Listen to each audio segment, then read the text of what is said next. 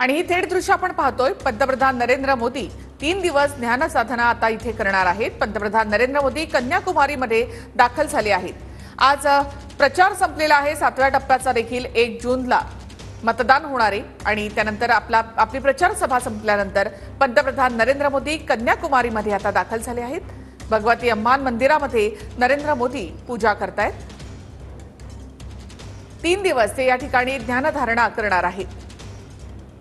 पंतप्रधान नरेंद्र मोदी सध्या कन्याकुमारीमध्ये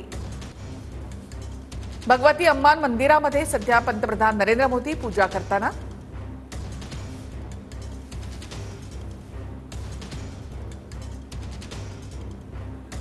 तर भगवती अम्मान मंदिरामध्ये नरेंद्र मोदी यांनी पूजा केलेली आहे। मोदी 3 दिवस इथे ध्यान साधना करणार आहेत। आजचा प्रचाराचा शेवटचा दिवस होता आणि 7व्या टप्प्याचं मतदान हे 1 जूनला होणार आहे। आपली प्रचार सभा संपल्यानंतर पंतप्रधान नरेंद्र मोदी कन्याकुमारीमध्ये आता दाखल झाले।